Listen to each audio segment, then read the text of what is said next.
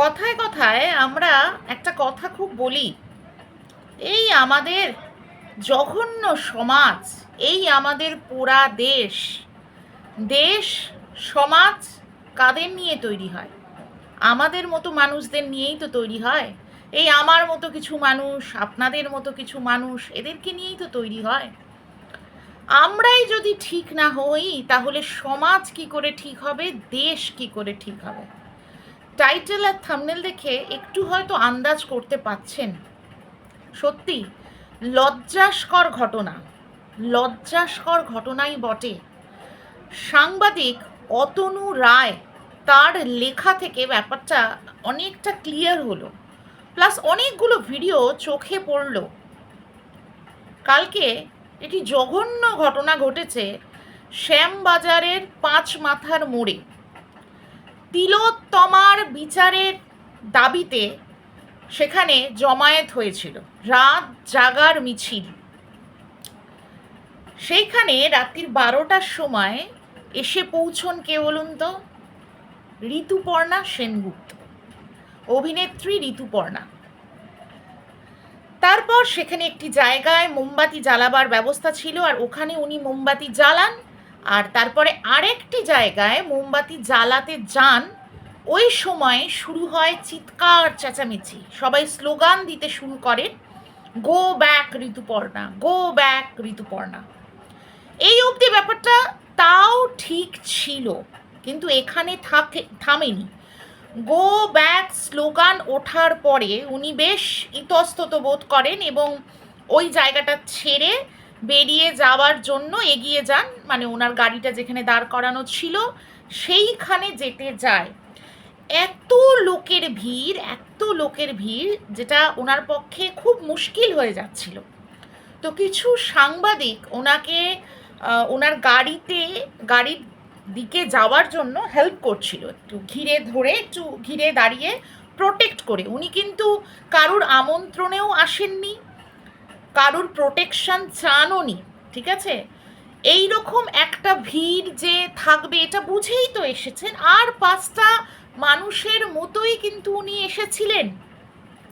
আর পাঁচটা মানুষের মতোই কিন্তু বিচারের দাবিতে উনি রাস্তায় নেমেছিলেন। আগেও একদিন এসেছিলেন, আগেও একদিন দেখা গেছে। তারপরে একটা সাংঘাতিক ঘটনা ঘটে, যে সাংবাদিকরা ওনাকে ঘিরে ধরে প্রোটেক্ট করে নিয়ে যেতে যায়, তাদের উপরে রীতিমতো মানে আক্রমণ শুরু হয়ে যায়। কেউ কনুইয়ের গুঁতো দিয়ে মারতে শুরু করে, কেউ চুলের মুঠি ধরে টানে, কেউ জলের বোতল দিয়ে মাথায় চালিয়ে দেয়, কেউ পা দিয়ে পাড়া দিয়ে দেয়। এইসব সাংবাদিকদের পা দিয়ে পাড়া দিয়ে মানে রীতিমতো তাদেরকে শারীরিকভাবে নির্যাতন করতে শুরু করে দেয়। কারণটা কি, দোষটা কি এদের? কারণ অভিনেত্রী ঋতুপর্ণাকে এরা প্রোটেক্ট করে নিয়ে যাচ্ছিল। ভাবতে পাচ্ছেন? শান্তিপূর্ণ জমায়েত, শান্তিপূর্ণ মিছিল। আর আমরা কিসের দাবিতে মিছিল করেছি, কিসের দাবিতে প্রতিবাদ জানাচ্ছি? আরজি করের এই নৃশংস ঘটনার বিচার চাই। শুধু আরজি করের ঘটনা নয়, প্রত্যেকটা নারীর ওপরে হওয়া নির্যাতনের বিচার চাই, এবং নারী সুরক্ষা, নারী সুরক্ষা সুনিশ্চিত করতে হবে এর দাবিতে। ভাবতে পারছেন কালকে এই অভিনেত্রী ঋতুপর্ণার কি সাংঘাতিক মানে অবস্থা হয়েছিল? কতটা মানে আমরা মেয়েদের সিকিউরিটির জন্য লড়াই করছি, আর একটা মেয়েকে, একটি নারীকে কালকে ইনসিকিওর ফিল করিয়েছি। অত বড় জমায়েতের মাঝখানে আজকে মানে ওনার কত বড় ক্ষতি হয়ে যেত। এখানেই থামেনি, এখানেই থামেনি। আর দুঃখজনক ঘটনা জানেন, এই যে কালকে ওনাকে মানে ফিজিক্যালি হার্ম করবার জন্য কিছু মেয়েরাই কিন্তু এগিয়ে গেছিল। উনি গাড়িতে উঠে যাওয়ার পরেও গাড়ির কাছে এলো পাতারি ঘুষি, চড়, গাড়িকে সমানে থাপড়ানো, এই কাজগুলো চালানো হয়েছে। এটা হচ্ছে শান্তিপূর্ণ প্রতিবাদ মিছিল। তিলোত্তমার বিচার চাওয়া, মানে ভাবা যায়?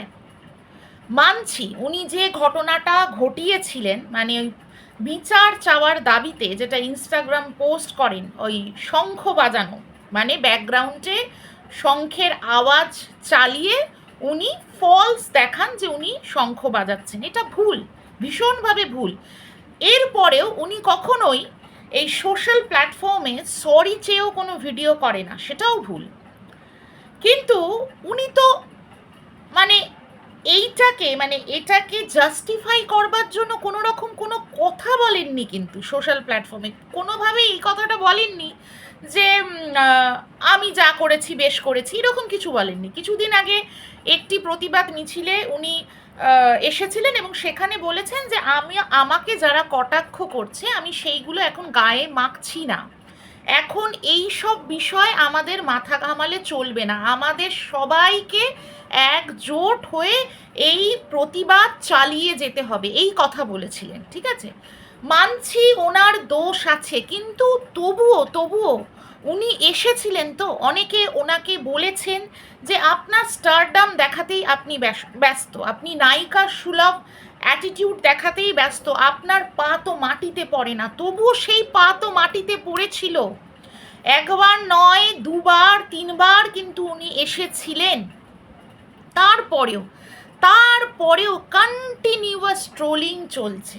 আরে বাবা, আমরা কি ভুলে যাই যে তারকারাও কিন্তু সাধারণ মানুষ, তাদের দ্বারাও ভুল হয়, তারা ভগবান নয়। আরে ভগবানের দ্বারাও তো ভুল হয়েছিল, তাই না? ভাবুন তো, ভগবানের দ্বারাও কি ভুল হয়নি? ভগবানের দ্বারাও ভুল হয়েছিল বলেই তো অসুরের জন্ম হয়েছিল। তাহলে উনি তো একটি মানুষ, হয়ে গেছে ভুল, হয়ে গেছে, সেই ভুলটাকে উনি বুঝতে পেরেই এসছেন মাঠে, সবার সাথে একজোট হয়ে প্রতিবাদ জানিয়েছেন, আর 5টা সাধারণ মানুষের সাথেই প্রতিবাদ মিছিলে পায়ে পা মিলিয়েছেন, আর 5টা নারীর মতোই উনি এসছেন। এইটা বেশি ইম্পর্টেন্ট নাকি উনি আগে কি ভুল করেছেন সেটাকে নিয়েই বারংবার চর্চা করাটা ইম্পর্টেন্ট?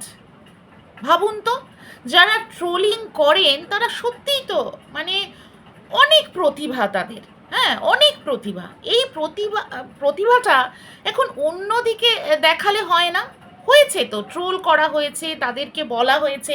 আপনাদের এই টাইপের ট্রোলিংয়ের কারণেও কিছু মানুষের মনে একটা কিন্তু মানে ছাপ ফেলে যাচ্ছে, হয়ে গেছে একটা মানুষের দ্বারা ভুল, এবার তো থামুন। কি করেছেন কালকে এইটা, মানে নারী হয়ে নারী সুরক্ষার দাবিতে রাত দখলের মিছিলে সামিল হচ্ছেন, জমায়েতে সামিল হচ্ছেন, আবার একটি নারীকেই ইনসিকিওর ফিল করাচ্ছেন। মানে তিলোত্তমার ঘটনাটা তো এখন সবার কাছে দেখছি একটি রাজনৈতিক হাতিয়ার হয়ে দাঁড়িয়েছে, আর কিছুই না। স্বস্তিকা মুখার্জি সে কি করেছিল বলুন তো? স্বস্তিকা মুখার্জি ডে 1 থেকে প্রতিবাদ জানিয়ে গেছে, শুধু এই সোশ্যাল প্ল্যাটফর্মে নয়, মাঠে নেমে প্রতিবাদ জানিয়েছে, বিভিন্ন জায়গায় বিভিন্ন জমায়েতে ওনাকে দেখা গেছে। তারপরেও উনি ট্রোলিংয়ের শিকার কেন? কিসের জন্য? না কিছু অজানা মানুষ, ওনার চেনা পরিচিতও নয়, যে চেনা পরিচিত কিছু মুখের সাথে উনি একটা দারুণ টাইম স্পেন্ড করছিলেন, প্রতিবাদ মিছিলের নাম করে গিয়ে উনি বেশ মজ মাস্তি করছিলেন, এরকম নয়।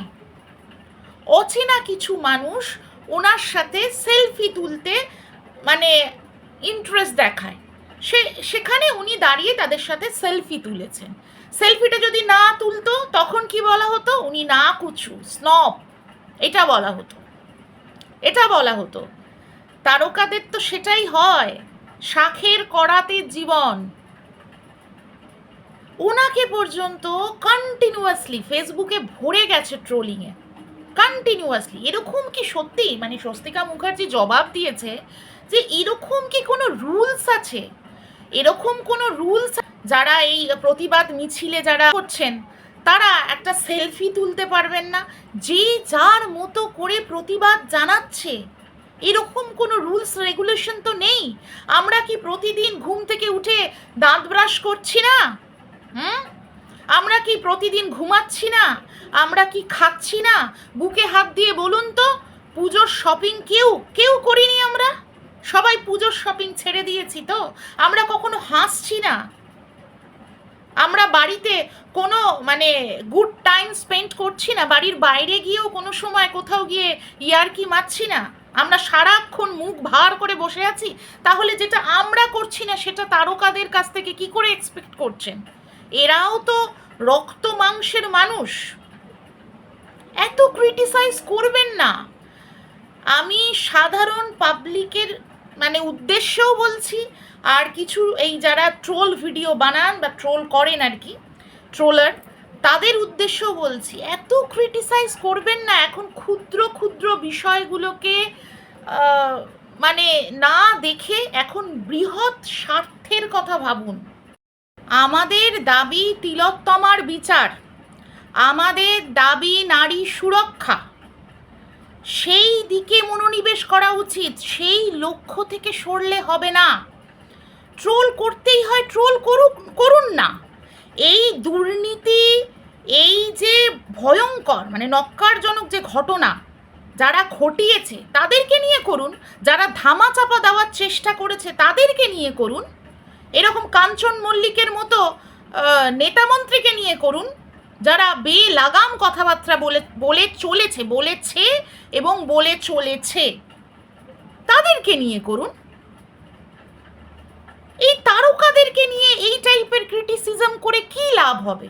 তারাও তো আম জনতার সাথেই তো আজকে এই প্রতিবাদ মিছিলে সামিল হয়েছে না, আর 5টা সাধারণ মানুষের মতো। এইগুলো করে কি মজা পান জানি না। সত্যি খুব জঘন্যতম ঘটনা কালকে ঘটেছে। একটা যদি সেই রকমের একটা কিছু ইনসিডেন্ট ঘটে যেত, কোনোদিন ক্ষমা করা যেত না কিন্তু কাউকে, তাই না? ছি ছি ছি। যাই হোক, ভালো থাকবেন সবাই, আর চেষ্টা করবেন সবাইকে ভালো রাখতে।